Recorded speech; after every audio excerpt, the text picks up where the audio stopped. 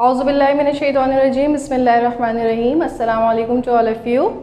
I hope you are doing well at home. In our previous lecture, we have discussed about the contribution of Muslim scientists.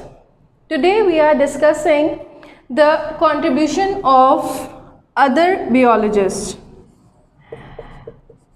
Contributions of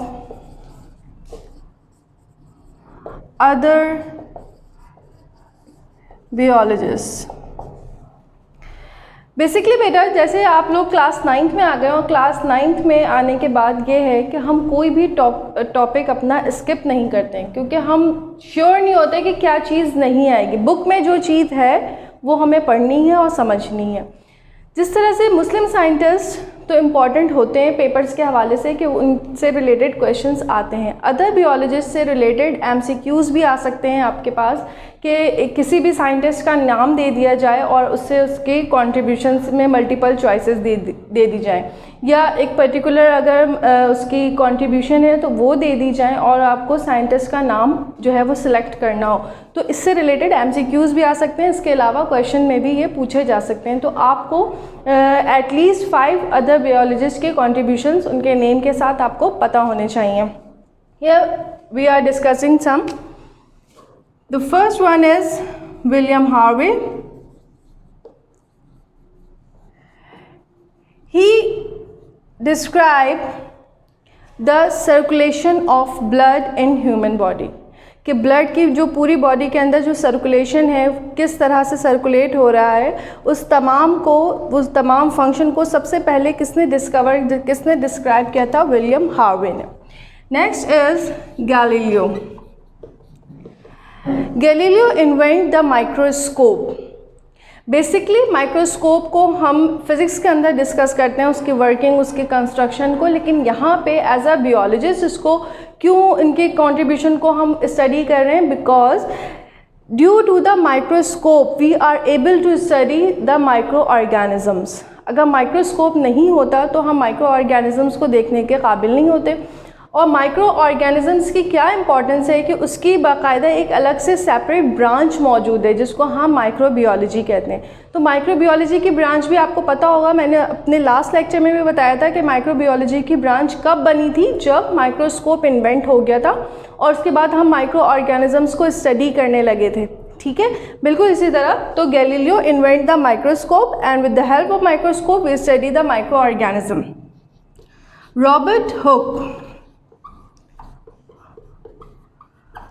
Robert Hooke discovered the cell.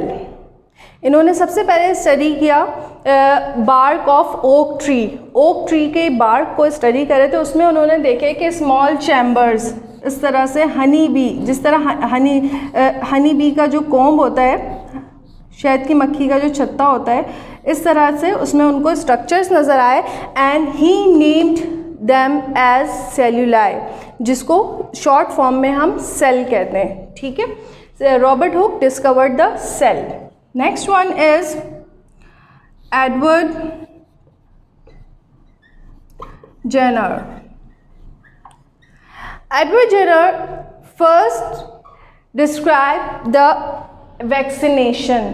जो vaccination का process है कि किसी भी disease से हम बचने के लिए, बचाव के लिए उसकी वैक्सीन लगाई जाती है। तो वैक्सीनेशन का प्रोसेस जो है वो फर्स्ट टाइम स्मॉल पॉक्स के लिए जो वैक्सीनेशन तैयार की गई थी, वैक्सीन तैयार की गई थी, वो एडवर्ड जेनर ने की थी। इसके बाद next is Schleiden and शिवॉन।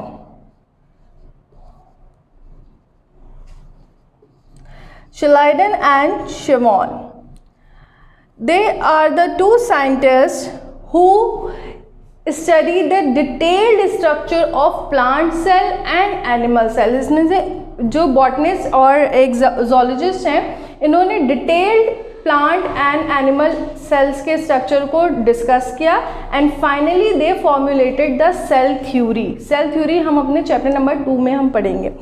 Next one is Carlos Linnaeus. He is considered as the father of taxonomy. He is considered as the father of taxonomy. Taxonomy की ब्रांच में हम क्या करते हैं कि लिविंग ऑर्गेनिज्म की क्लासिफिकेशन, उनकी नेमिंग, साइंटिफिक नेमिंग को स्टडी करते हैं। तो सबसे पहले लिविंग ऑर्गेनिज्म को क्लासिफाई किसने किया था? कार्लोस लिनियस ने किया था। And he also told the binomial system कि लिविंग ऑर्गेनिज्म का जो साइंटिफिक नेम है उसके पीछे कौन से रूल्स एंड रेगुलेशंस होते हैं, किस तरह से नाम रखा जाता है, कौन सी लैंग्वेज में होना चाहिए, ये तमाम चीज़ें कार्लोस लिनियस ने बताया था। इसके अलावा he discussed the classification arrangement of living organism on the basis of similarities and differences. That's why he is considered as the father of taxonomy. The next one is Charles Darwin. He worked on the evolution phenomena of evolution पे जो सबसे ज़्यादा काम किया है वो है Charles Darwin ने, और इनकी जो सबसे ज़्यादा फेमस बुक है वो है origin of species. Origin of species, इसमें इन्होंने बताया है कि लिविंग ऑर्गेनिज्म जो है वो किस तरह से सर्वाइव कर सकते हैं with the passage of time. जैसे जैसे टाइम गुजरता जाता है तो एक वक्त आता है कि कोई भी लिविंग ऑर्गेनिज्म ख़त्म हो सकते हैं, लेकिन वो क्यों नहीं है, एक कंटिन्यूटी ऑफ लाइफ किस तरह से मुसलसल चलती चली आ रही है, और कौन से लिविंग ऑर्गेनिज्म जो है वो अब तक सर्वाइव कर पा रहे हैं, उनकी क्या वजूहात हैं, इन तमाम चीज़ों पे किसने काम किया है? चार्ल्स डार्विन ने काम किया है। इसके हम डार्विन थ्योरी डिस्कस करते हैं आगे, लेटर ऑन चैप्टर्स में हम डिस्कस करेंगे, ठीक है। अभी next one is Gregor John Mendel.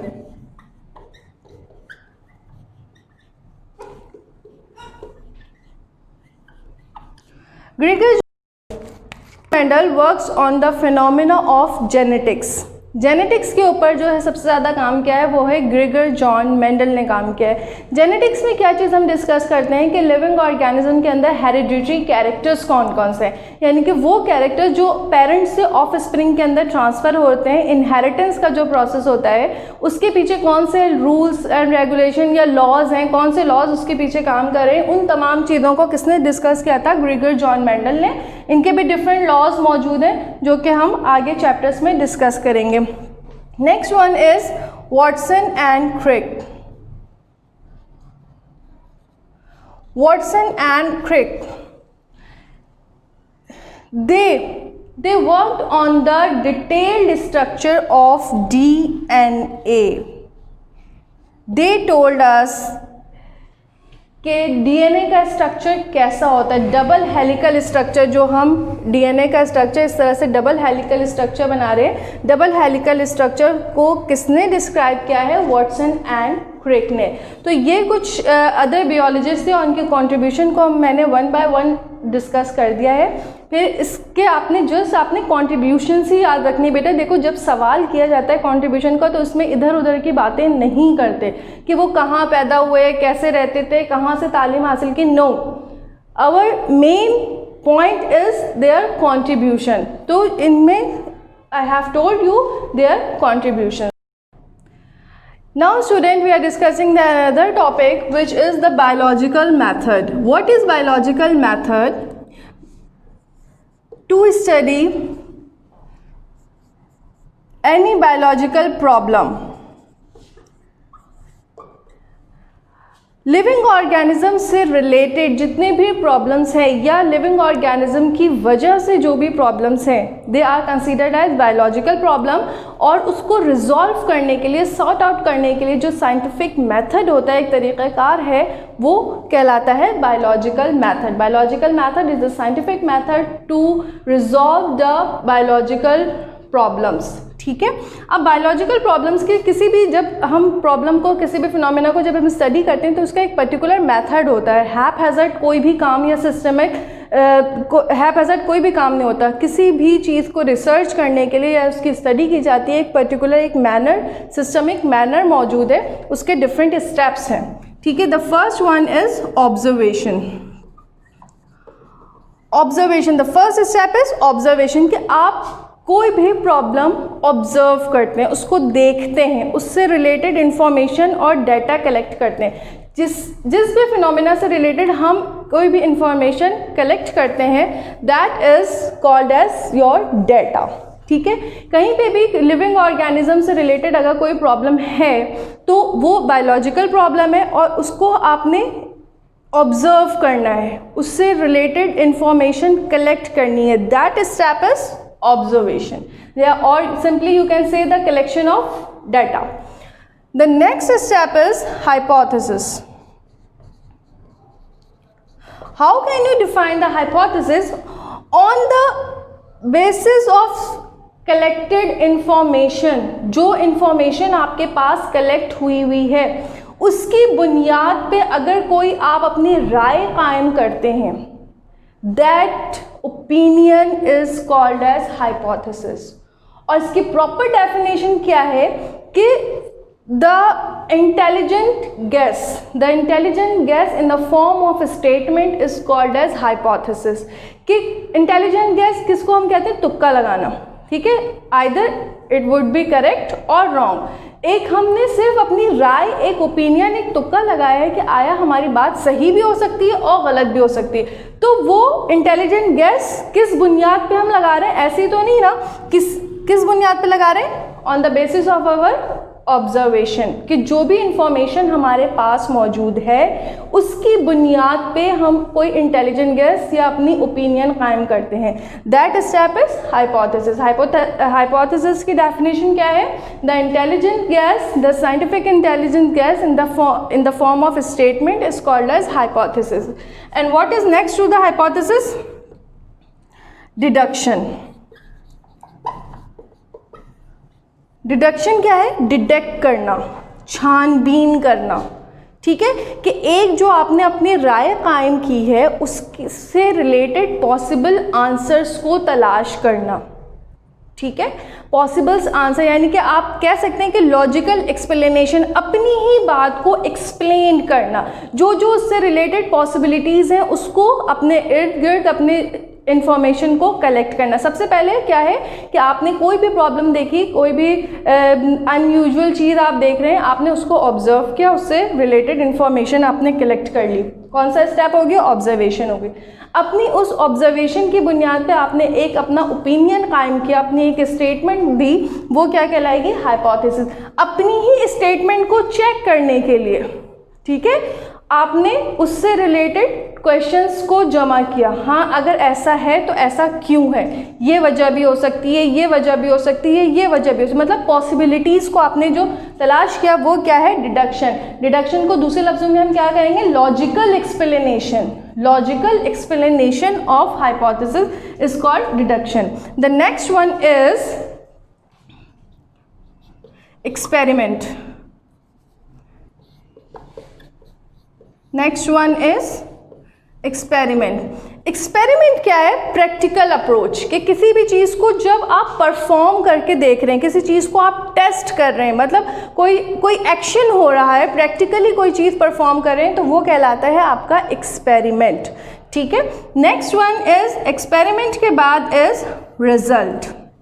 Next is result, कि जो एक्सपेरिमेंट, जो एक्टिविटी आपने परफॉर्म की, जो प्रैक्टिकल आपने किया, उसकी बुनियाद पर आपके पास क्या नतीजा आया। आपके जो एक्सपेरिमेंट का जो रिजल्ट है वही बेसिकली जो रिजल्ट आएगा, तो आप उस रिजल्ट में क्या चीज़ चेक कर रहे हैं? What are you verifying?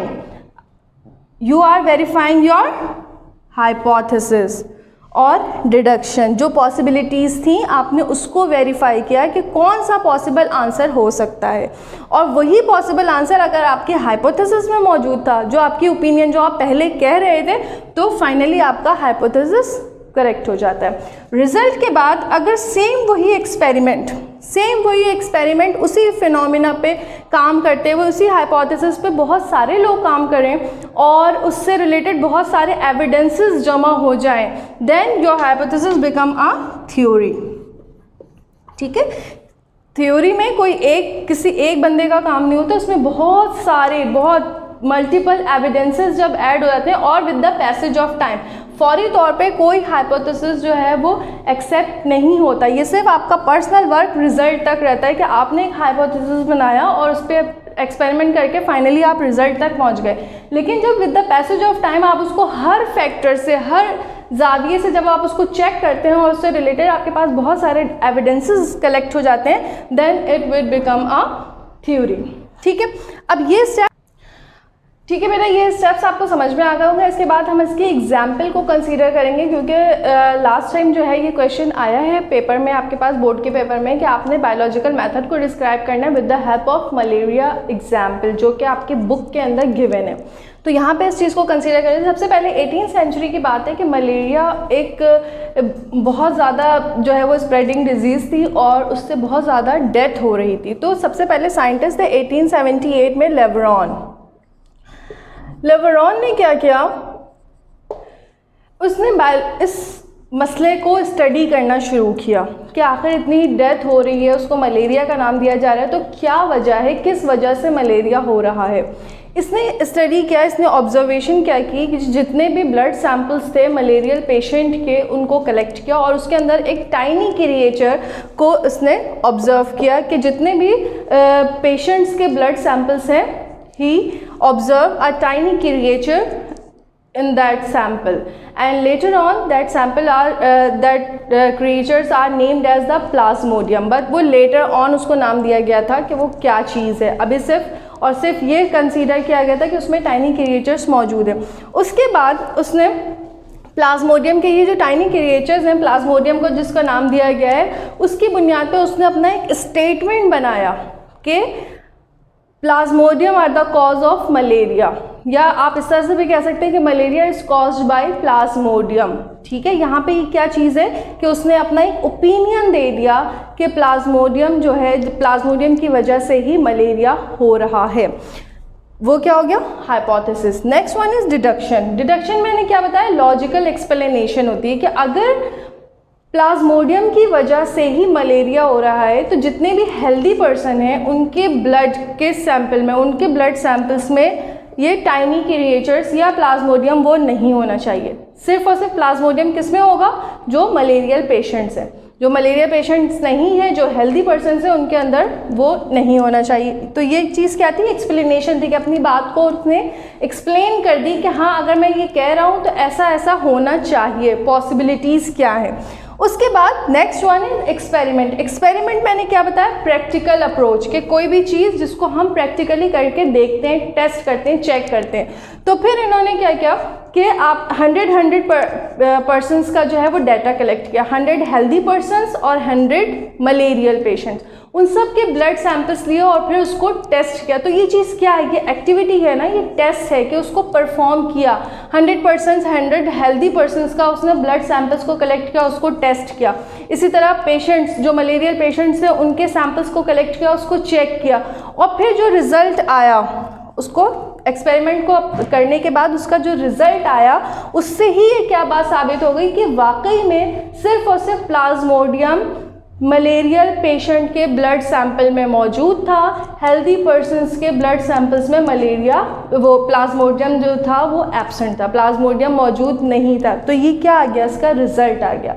और इस रिजल्ट से क्या बात साबित हो गई, हाइपोथेसिस करेक्ट हो गया। हाइपोथेसिस ज़रूरी नहीं कि हर बार हाइपोथेसिस जो है वो करेक्ट ही हो, इट वुड बी रॉन्ग, ठीक है। रिजल्ट में क्या बात साबित हो गई, यहाँ पे जब हम मलेरिया की एग्जाम्पल ले रहे हैं तो यहाँ पे ये बात साबित हो गई कि जो Plasmodium is the cause of malaria, ठीक है।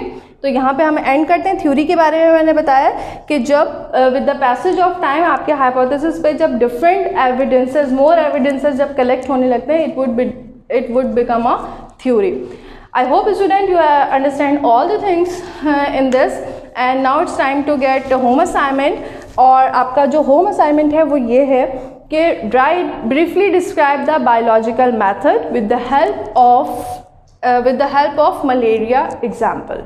ठीक है, ये आपने ये क्वेश्चन करना है। इसके साथ साथ आपके पास अगर PDF फाइल या होमवर्क असाइनमेंट आएगा तो उसमें ये क्वेश्चन मेंशन होगा, आपने इसका आंसर लिखना है प्रॉपर।